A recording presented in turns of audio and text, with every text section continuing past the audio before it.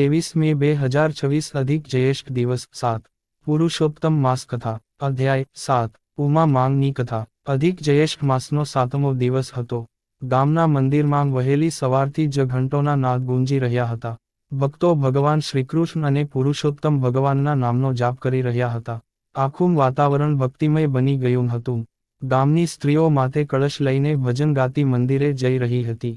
એ જ ગામમાં ગંગારામ નામનો ગરીબ બ્રાહ્મણ રહેતો હતો. તેની પત્નીનું નામ હતું ઉમા. બધા તેને પ્રેમથી ઉમા માંગ કહી બોલાવતા. ઉમા માંગ ખૂબ જ ધાર્મિક, દયાળુ અને ભગવાન પર અડગ શ્રદ્ધા રાખનાર સ્ત્રી હતી. ગરીબી હોવા છતાં ક્યારેય ફરિયાદ ન કરતી. રોજ સવારમાં ઉઠીને ગાયને રોટલી ખવડાવતી, તુલસીમાં પાણી ચડાવતી અને પછી ભગવાનની પૂજા કરતી.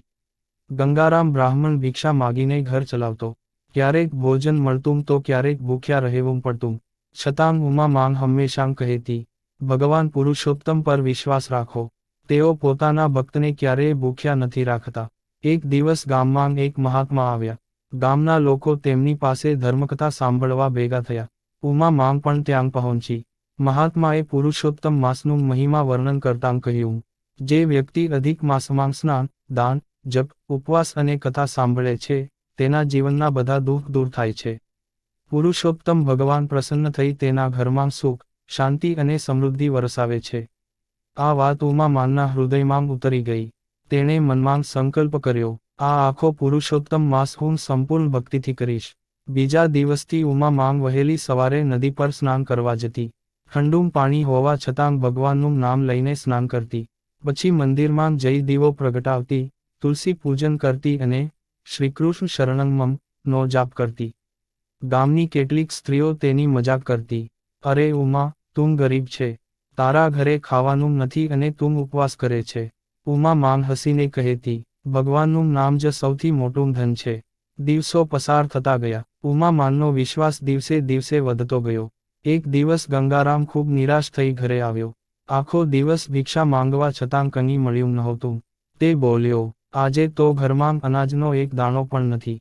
ઉમા માંગે ભગવાનની મૂર્તિ સામે હાથ જોડ્યા અને કહ્યું, હે પુરુષોત્તમ ભગવાન, આજે અમારી લાજ રાખજો.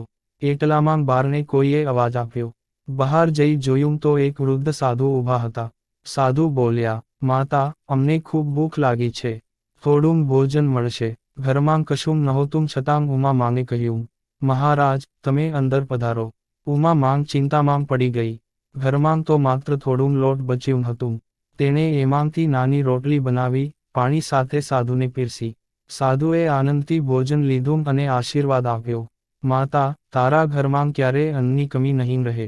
સાધુ જતા રહ્યા. ઉમા માંગ અને ગંગારામે વિચાર્યું કે હવે શું ખાશું. પરંતુ જ્યારે રસોડામાં ગયા ત્યારે આશ્ચર્યચકિત થઈ ગયા.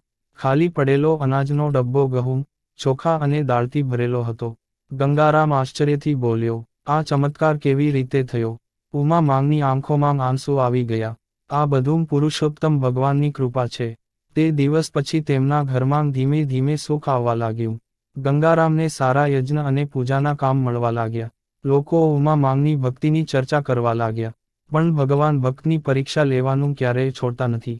એક દિવસ ગામમાં ભયંકર દુષ્કાળ પડ્યો. વરસાદ બંધ થઈ ગયો. ખેતરો સુકાઈ ગયા. લોકો પાસે ખાવાનું ન રહ્યું. ગામમાં હાહાકાર મચી ગયો. ગામના લોકો મંદિરમાં ભેગા થયા અને ભગવાનને પ્રાર્થના કરવા લાગ્યા. મહાત્માએ કહ્યું, ગામમાં કોઈ એવી પવિત્ર આત્મા છે જેની ભક્તિથી ભગવાન પ્રસન્ન થાય. બધાએ એકસાથે ઉમા માંગનું નામ લીધું. ઉમા માંગને મંદિરમાં બોલાવવામાં આવી.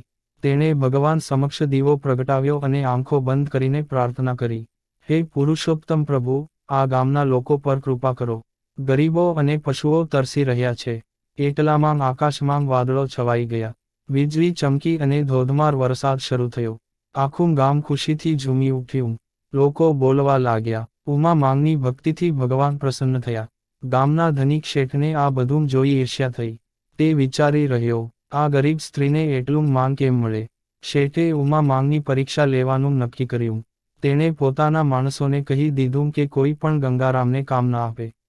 થોડા દિવસમાં ફરી ગરીબી આવી ગઈ.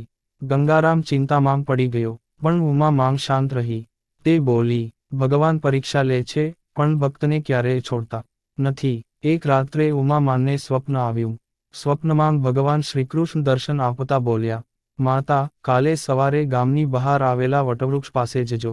સવાર થતાં ઉમા માંગ ત્યાં પહોંચી. વૃક્ષ નીચે એક નાનું પિત્તળનું ઘડું પડેલું હતું. અંદર સોનાના સિક્કા હતા. ઉમા માંગ તરત સમજી ગઈ કે આ ભગવાનની કૃપા છે, પણ તેણે એ ધન પોતાના માટે વાપર્યું નહીં. ગામના ગરીબોને અનાજ વહેંચ્યું, ગાયોને ચારો આપ્યો અને મંદિરમાં ભોજન કરાવ્યું. આ જોઈ લોકો વધુ પ્રભાવિત થયા. શેઠને પોતાની ભૂલ સમજાઈ ગઈ. તે ઉમા માંગ પાસે આવ્યો અને માફી માંગતાં બોલ્યો, માતા, મેં તમને દુઃખ આપ્યું, મને માફ કરો. ઉમા માંગે હસીને કહ્યું, ભગવાન બધાને સદ્બુદ્ધિ આપે. સમય પસાર થતો ગયો. ઉમા માંગની ભક્તિનો પ્રભાવ આખા વિસ્તારમાં ફેલાઈ ગયો. દૂર દૂરથી લોકો તેની પાસે આશીર્વાદ લેવા આવવા લાગ્યા. એક દિવસ એક ગરીબ વિધવા પોતાના બીમાર બાળકને લઈને આવી. બાળક ઘણા દિવસથી બીમાર હતો. ઉમા માંગે બાળકના માથે હાથ ફેરવ્યો અને ભગવાનનું નામ લઈને તુલસીજળ પીવડાવ્યું. થોડા સમયમાં બાળક સાજો થઈ ગયો. વિધવાએ રડીને કહ્યું, માતા, તમે તો દેવી છો. ઉમા માંગ બોલી, ના બહેન, બધું ભગવાન પુરુષોત્તમની કૃપા છે. આ રીતે ઉમા માંગ લોકોમાં ભક્તિ, દયા અને સેવાભાવ ફેલાવતી રહી. પુરુષોત્તમ માસનો છેલ્લો દિવસ આવ્યો. આખા ગામે ભવ્ય ઉજવણી રાખી. મંદિરમાં ભજન, કીર્તન અને પ્રસાદનું આયોજન થયું. ઉમા માંગે ભગવાન સમક્ષ પ્રાર્થના કરી, હે પ્રભુ, મારા ગામના દરેક માણસના જીવનમાં સુખ અને શાંતિ આપજો. એટલામાં મંદિરની મૂર્તિમાંથી દિવ્ય પ્રકાશ નીકળ્યો. બધા લોકો આશ્ચર્યથી જોવા લાગ્યા. ભગવાનનો અવાજ આવ્યો, ઉમા, તું સાચી ભક્ત છે. તારી ભક્તિથી અમે પ્રસન્ન છીએ. આ ગામમાં ક્યારેય અન્ન અને સુખની કમી નહીં રહે. બધા ભક્તો, જય પુરુષોત્તમ ભગવાન, ના જયઘોષ કરવા લાગ્યા. થોડા વર્ષો પછી ઉમા માંગ વૃદ્ધ થઈ ગઈ, પરંતુ તેની ભક્તિ ક્યારેય ઓછી ન થઈ. એક સવારમાં તે ભગવાનનું નામ લેતા લેતા શાંતિથી બેસી હતી. અચાનક આખું ઘર દિવ્ય પ્રકાશથી ઝગમગી ઉઠ્યું. લોકોએ જોયું કે ઉમા માંગના ચહેરા પર અજોડ તેજ છે. તેણે અંતિમ શબ્દો કહ્યા, ભગવાનનું નામ ક્યારેય છોડશો નહીં. અને તે ભગવાનના ધામમાં લીન થઈ ગઈ. ગામના લોકો આજે પણ ઉમા માંગને યાદ કરે છે. કહે છે કે જે કોઈ પુરુષોત્તમ માસમાં ભક્તિપૂર્વક ઉમા માંગની કથા સાંભળે અથવા વાંચે, તેના જીવનમાં સુખ, શાંતિ અને ભગવાનની કૃપા વરસે છે. કથાનો સાર, ભગવાન પર સાચો વિશ્વાસ રાખનારને ભગવાન ક્યારેય છોડતા નથી. ગરીબીમાં પણ ભક્તિ કરનાર પર ભગવાન પ્રસન્ન થાય છે. પુરુષોત્તમ માસમાં કરેલી ભક્તિ અનેક ગણું ફળ આપે છે. દયા, સેવા અને સચ્ચાઈ એ જ સાચો ધર્મ છે. ભગવાન ભક્તની પરીક્ષા લે છે, પણ અંતે વિજય ભક્તિનો જ થાય છે. જય શ્રી પુરુષોત્તમ ભગવાન.